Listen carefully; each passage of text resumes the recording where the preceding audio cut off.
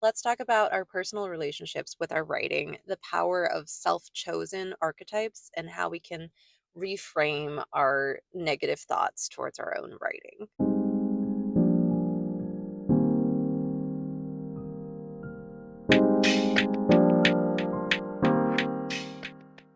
Hello, and welcome or welcome back to the channel. My name is CF Claire, and I'm an aspiring writer. Today is a little bit of a different style video, as you can see.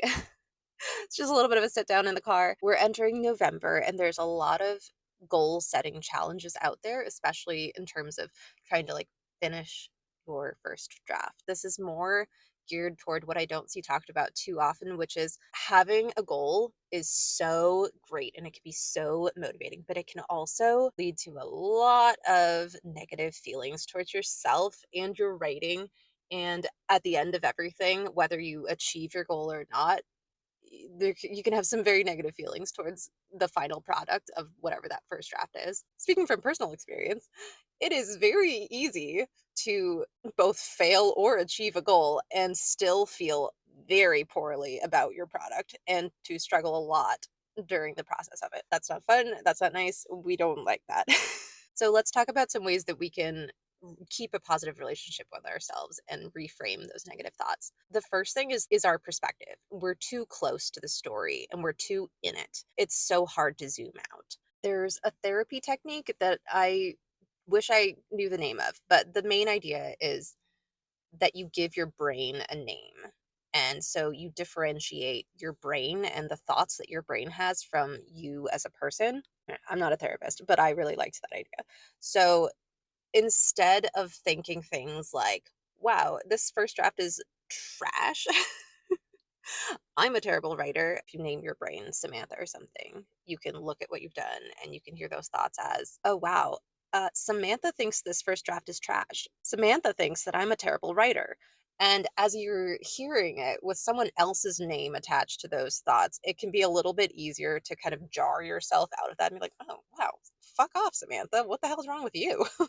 So sometimes that could be enough. Another technique that I've found is thinking about your writing as if it's not yours, it's your best friend's. And as you're reading your first draft or as you're in the middle of trying to achieve your goal and try to figure out what comes next, instead kind of framing it as if they came to you and they were like, I'm really struggling with this story. I really want to achieve this goal, but I just feel so stuck. It seems like the story is going off track. I kind of want to give up. I think I'm just going to end up deleting this entire chapter. I don't know what to do. If you think about it as your friend going through that rather than you yourself, sometimes that can help bring out a little bit more of a helpful, active solution finding side of yourself than if it's just, I'm stuck. I started this chapter. It can kind of activate that helpful, oh, but I want to help, fix this problem that my best friend is going through. Like people who have a hard time asking for help themselves when it's their friend who needs help, then suddenly they're like, oh, excuse me, she needs help. We need to fix this. So that's another technique you could try. But what I really want to talk about is the power of self chosen archetypes. Labels, in a lot of ways, in a lot of situations and circumstances, like you don't want to be labeled as certain things or whatever. But when it comes to writing, I think there can be a real power in finding your own label, even if it's just in the moment, in this book at this time, and you have a different one at a different time with a different book. It's fine, right? But the thing is that archetypes are fun. And they do differentiate you yourself from your style of writing. You might be a bus driver, a mom, a whatever, but when it comes to writing, what kind of archetype do you feel like you are? In my own life, I feel like I've been the adventurer. I have been the sculptor. I have been the romantic. And at the time, I was not thinking of myself with those archetypal labels.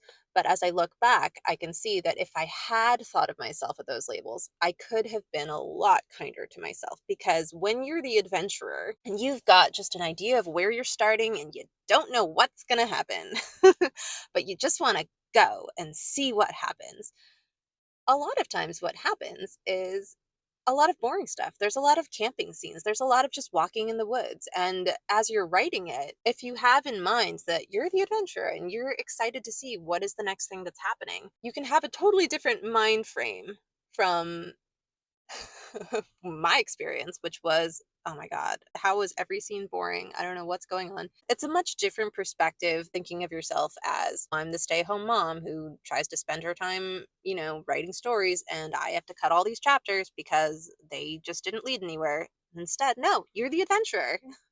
You had fun writing, and you're cutting the things that didn't serve the story, and you're making the adventure more exciting because of what you're leaving. It's a big shift in mind frame. I think that they allow us to give ourselves a lot more grace than we would typically extend to ourselves. There's a lot of ways of talking about yourself in terms of your outlining style and things like that. And this is really kind of different. This is really more about your own relationship with writing. I would really challenge you and encourage you to think about what is your relationship with your own writing.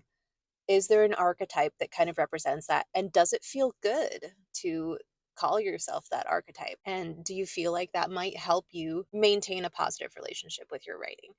And the fun thing about choosing these things for ourselves is that we can try things on. We can say, "Hey, with this story for this challenge, I think I want to try to be an archaeologist. I've got this idea that I think would be really fun to explore. And what if I tried setting it here? What if I set up these situations? Would I find something really fun?" And then at the end of the challenge, you can read it back and be like, this worked, this didn't work. And I'm keeping in mind that I'm the archaeologist. And so, of course, when you're digging, you're gonna find a lot of stuff that you don't wanna keep, that wasn't very interesting, but you're gonna find some maybe unexpected things that are fun, and maybe you do find what you thought was there at the end, and you have to kinda clean up all the other stuff that was there. There's a lot of power in the way that you can frame things for yourself. So, I'll leave some ideas of archetypes at the end of this video, and just if anything sparks with you, awesome. There's so many archetypes though. And I think it's just a really fun way to think a little bit positively, critically about your own writing. And I hope you have such a fun time with any writing challenge you do, or if you're not doing a challenge, just whatever you're working on. And I think at the heart of everything, just some encouragement that being a writer is being a storyteller, and you're just going to learn so much the more stories you tell and the more styles you try. Maybe you even just go through the challenge and you're like, I hated that entire process. I'm not an archaeologist. I don't like that. And that's great because you're learning not just what you do like, but what you don't. And that's just all part of it. And maybe next time you'll try being the sculptor, whatever you want to be. But when we get stuck in these negative mindsets about our writing and get these negative relationships towards our writing, we stall out. And it's so easy to feel so negatively towards our work and so discouraged that we just want to stop.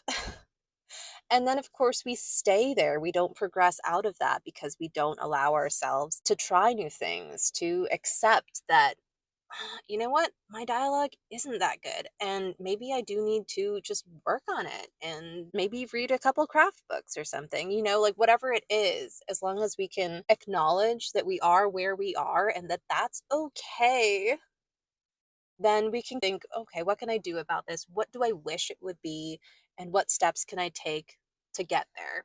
And how can I be kind to myself in the process of getting there? This is a pretty long, rambling message, but I want to offer so much encouragement and positive feelings out there for anyone going and doing any of these challenges or just whatever you're working on right now. And I hope that if you're currently feeling very negatively towards your work, that maybe you're able to take something from this and feel a little kinder to yourself and maybe find a little bit of excitement to kind of get back in there and see what you can do. Definitely comment down below if there is any archetype that you feel excited to try on when it comes to writing. I would love to hear about it. At the moment, I definitely feel like I am a sculptor. I know what I want my end product to be, and I know how I want my readers to feel as they're experiencing the story.